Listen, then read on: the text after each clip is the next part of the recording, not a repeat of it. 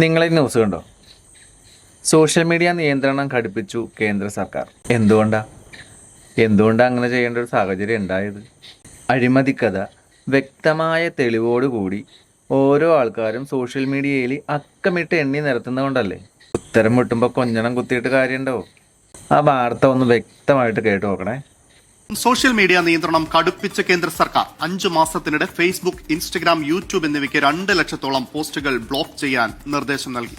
കമ്പനിയുടെ പരിശോധന ഇല്ലാതെ തന്നെ സർക്കാർ നിർദ്ദേശിക്കുന്ന പോസ്റ്റുകൾ 3 മണിക്കൂറിനുള്ളിൽ ഓട്ടോമാറ്റിക്കായി നീക്കം ചെയ്യപ്പെടും. സോഷ്യൽ മീഡിയയിൽ നിയന്ത്രണങ്ങൾ കേന്ദ്ര സർക്കാർ കടുപ്പിക്കുന്നുവെന്ന വിവരങ്ങളാണ് ഈ ഘട്ടത്തിൽ പുറത്തുവന്നത്. അതുമായി ബന്ധപ്പെട്ട ചില റിപ്പോർട്ടുകൾ ഇപ്പോൾ പുറത്തു വന്നിട്ടുണ്ട്. അതായത് കഴിഞ്ഞ 5 മാസത്തിനിടെ ഫേസ്ബുക്ക്, ഇൻസ്റ്റാഗ്രാം, യൂട്യൂബ് എന്നിവയ്ക്ക് ലഭിച്ചത് ഏകദേശം 2 ലക്ഷത്തോളം ബ്ലോക്കിംഗ് ഓർഡറുകളാണ്. ഓരോ മിനിറ്റിലും ഓരോ പോസ്റ്റോ അല്ലെങ്കിൽ ഓരോ അക്കൗണ്ടോ ബ്ലോക്ക് ചെയ്യാനുള്ള നിർദ്ദേശം ഇത്തരത്തിൽ ലഭിച്ചു എന്നതാണ് ഇപ്പോൾ റിപ്പോർട്ടുകളായി പുറത്തു വന്നിരിക്കുന്നത്. ഏറ്റവും കൂടുതൽ നടപടികൾ ലഭിച്ചത് ഇൻസ്റ്റാഗ്രാമിനാണ്. ഏകദേശം 1 ലക്ഷത്തോളം നോട്ടീസുകൾ ഇതുമായി ബന്ധപ്പെട്ട് ഇൻസ്റ്റാഗ്രാമിന് ലഭിച്ചിട്ടുണ്ട്. ഫേസ്ബുക്കിന് 80,000-ഉം അതോടൊപ്പം തന്നെ യൂട്യൂബിന് 15,000 ഓർഡറുകളാണ് ഇതുമായി ബന്ധപ്പെട്ട് ലഭിച്ചിരിക്കുന്നത്. നമുക്കറിയാം, ഇത്തരത്തിൽ കേന്ദ്ര സർക്കാരിനെതിരെയുള്ള പോസ്റ്റുകൾ അടക്കം നീക്കം ചെയ്യുന്ന വിമർശനം ശക്തമായി തന്നെ ഉണ്ടായിരുന്നു. ഇത്തരത്തിൽ CJP ആകട്ടെ, അത് മറ്റ് പ്രതിപക്ഷ പാർട്ടികളാകട്ടെ, അവരുടെ സമൂഹ മാധ്യമ അക്കൗണ്ടുകളിൽ നിയന്ത്രണം കേന്ദ്ര സർക്കാർ കടുപ്പിക്കുന്നുവെന്ന വിമർശനം നേരത്തെ തന്നെ ഉയർന്നതാണ്. ആം ആദ്മി പാർട്ടി നേതാവായ അരവിന്ദ് കെജ്രിവാൾ തന്നെ ഇത് ഉന്നയിച്ചിരുന്നു.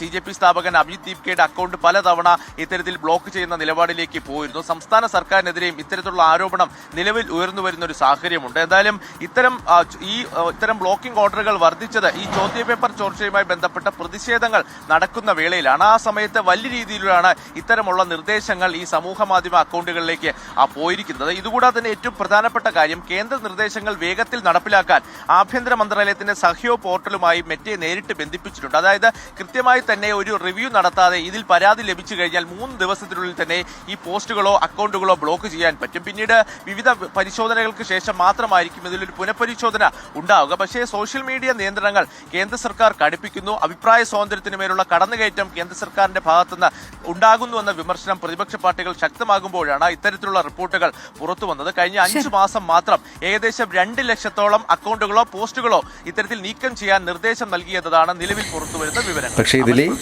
2 രീതിക്ക് കാര്യങ്ങൾ പറയാനായിട്ട് ഉപയോഗിക്കുന്നുണ്ട്. ഒന്ന് സത്യം പറയാനും, പിന്നെ ഒന്ന് കള്ളങ്ങൾ മാത്രം പറയാനും.